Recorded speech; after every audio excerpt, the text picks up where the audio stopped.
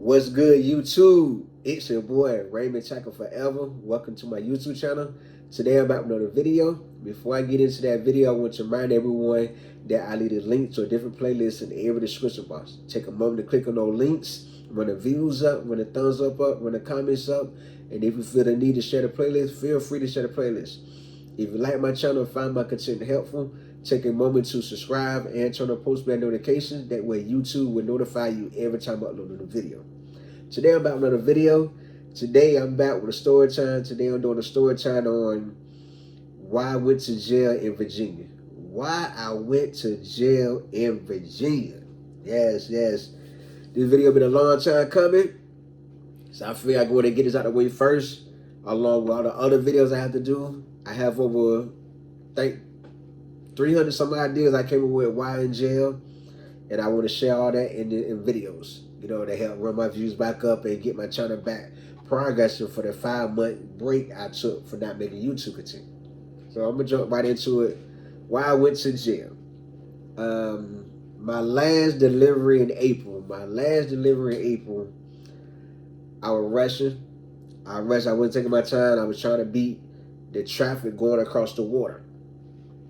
And when I got done with my delivery at one spot on my side of the water, instead of me going back to the warehouse and picking up my pallet jack and asking more questions about my last delivery across the water, I just went straight across the water to beat that traffic.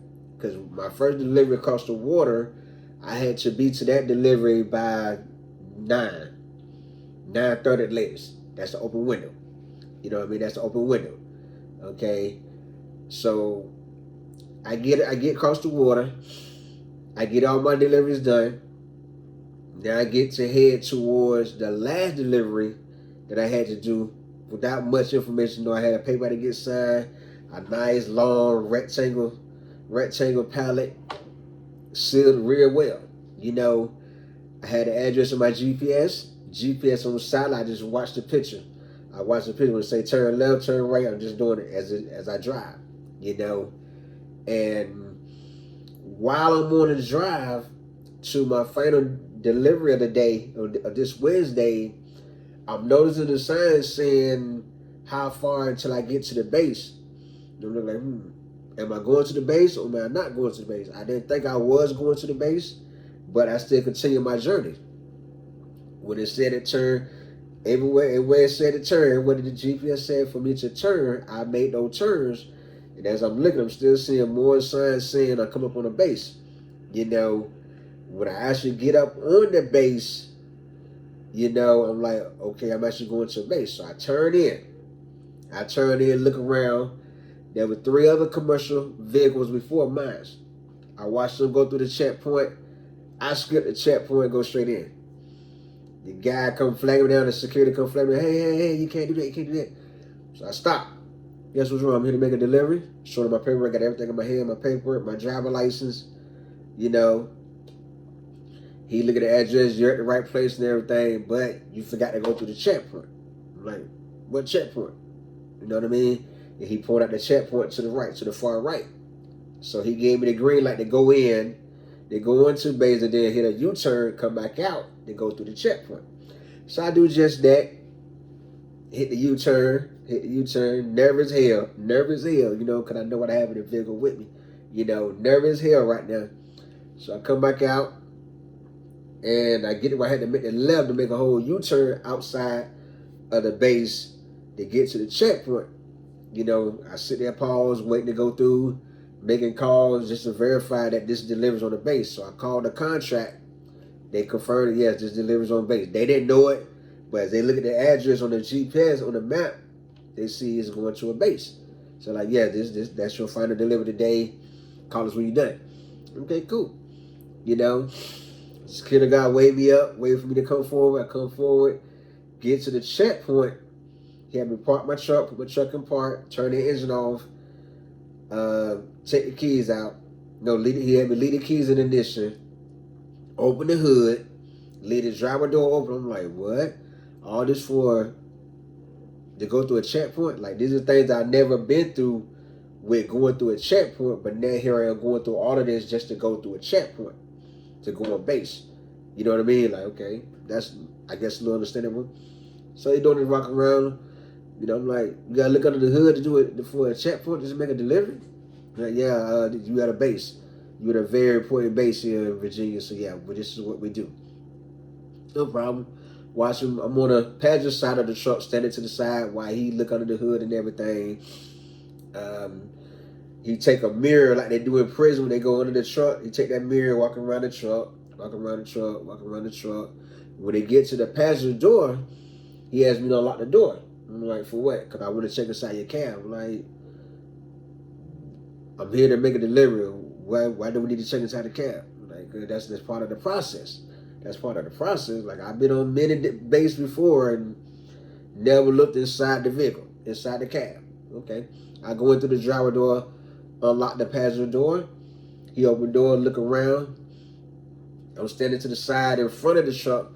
He looking around. When he stood straight up and took both hands and pressed down on my book bag, all I said was, oh, damn. He seen it. He seen it. You know what I mean?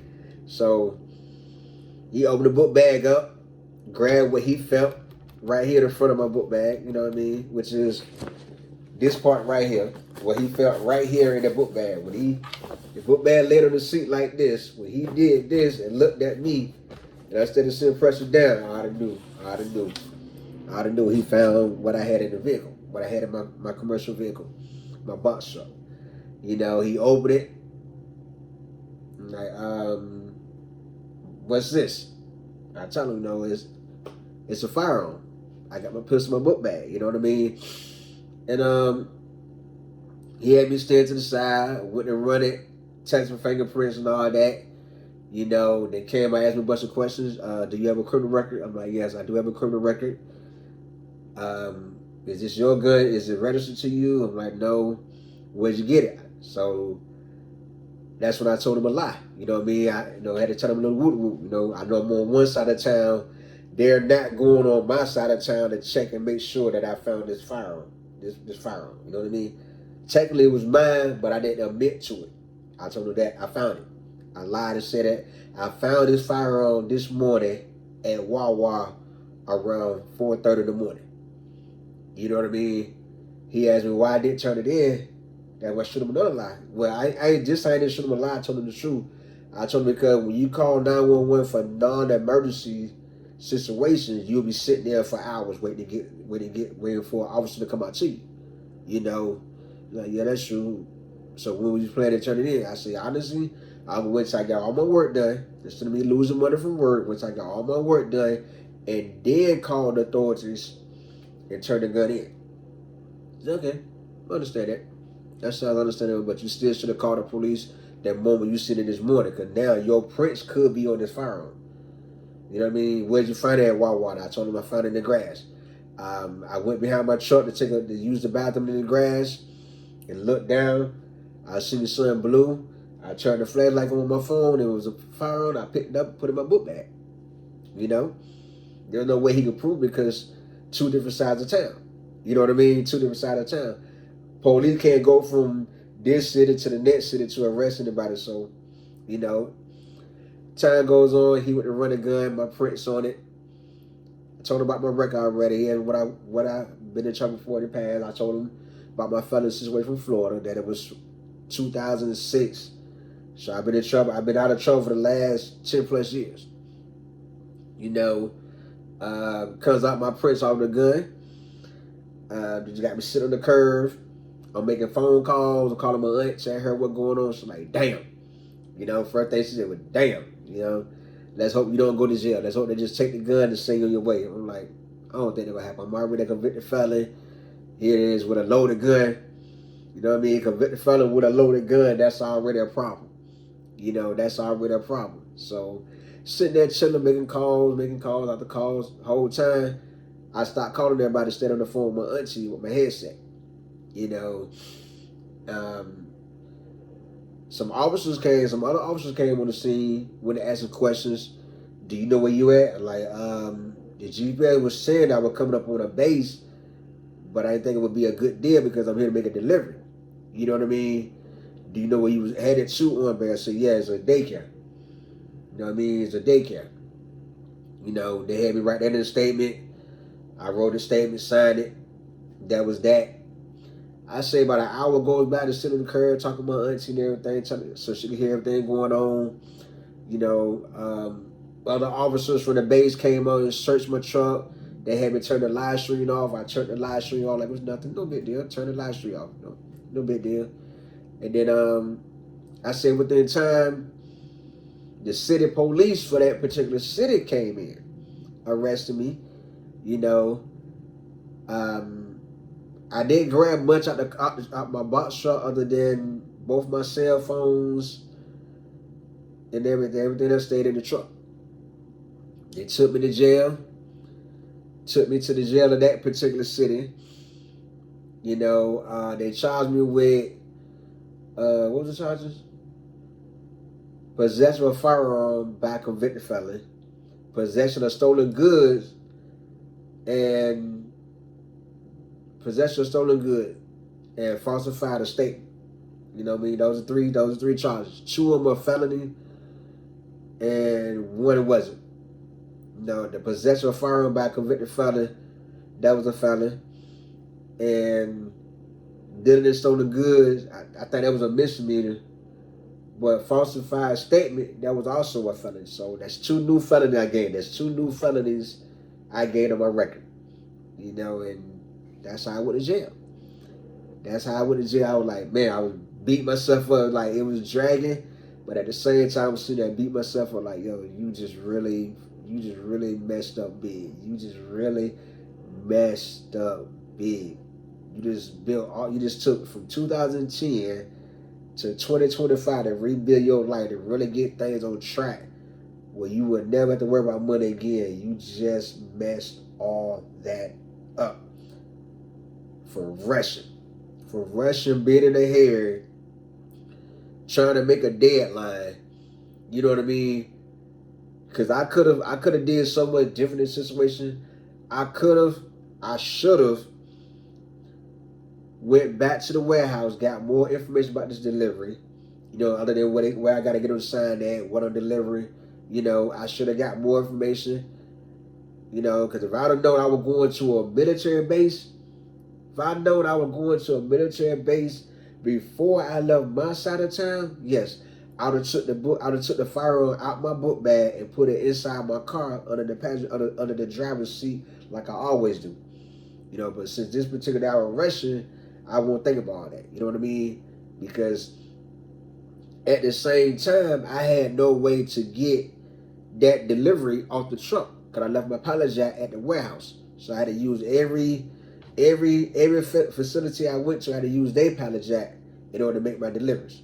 You know what I mean? And at the same time, while I'm sitting there waiting to get arrested, waiting on the local police to come pick me up and arrest me, you know, they tell me, when they called the back, was like, you know, that daycare have no way to get that pen out the truck. You know what I mean? Because that was my main concern, making sure that deliveries still get made. That way, the warehouse that I'm contracted to want to send somebody out here in another truck to make this delivery. You know, so that's what they called and find out because of how long the pallet is. They have no way to get out the truck. I'm looking like, wow. And if I'd have known that, I could have been on my way home instead of going to jail. You know, I could have been on my way home instead of going to jail because of that one mistake right there. So that's how I went to jail. I'm still beating myself up for it, but this is me putting that in the grave and focusing on moving forward from here. Yeah, I messed up big. It can be fixed. And then but a few steps I got to take and get it all fixed. You know what I mean? But it's still a point that I caused this mess up. And the whole time I was in jail, the whole 5 months of me being incarcerated, I beat myself up all day, every day, 7 days a week for throwing away all the progress I made from 2010 to 2025. That's 15 years of progress. 15 years of progress just went down the drain. Like that old saying say, one wrong move can erase a lifetime of success. And that's what this did for me. One wrong move, it didn't erase my success. But now I'm back to square one. Now I got to rebuild all over again to get back to where I was, you know. And I learned a bit less from it. I learned a bit less from trying to slow down and really stop rushing. Trying to really slow down and stop rushing by all means necessary. Because all this could have been avoided. All of this could have been avoided. You know, all of this could have been avoided, but I was not thinking about that at the time. I was worried about getting these deliveries done, getting across the water, beating that time frame, meeting that time frame. I had to be at that particular warehouse across the water. That's all I'm gonna focus on. I should have asked more questions about the delivery, where it was. I just see the name, daycare. Hey, I'm going to a daycare. I didn't expect that daycare to be in the middle of nowhere on a base in my area. But couldn't find out it was. You know, so this is a well lesson learned. I just want to share that story time with y'all. As you guys know, I share my ups and downs in life to YouTube because this is my way of putting it in the grade. Once I make a video on it, it's dead. It's dead. You know what I mean? It's all about to move forward and progressing to get back to where I was in life. You know, and also I share these stories to help motivate others. Wow, look at all he done been through due to his own mess ups in life, and he's still focused on doing what's right, being successful the right way. You know, so I just want to share that story time with y'all. For a shout out, my shout out video the last Sunday in October. Tell me in the comment how you felt this situation, and I will give you a shout out, my shout out video the last Sunday in October. If you like this story time, take a moment to subscribe, like, comment, and share. Also, I do leave a link to a different playlist in the area of the description box. Take a moment to click on those links. Run the views up, run the thumbs up, run the comments up. And if you feel the need to share the playlist, feel free to share the playlist out. And I'll see y'all in my next video.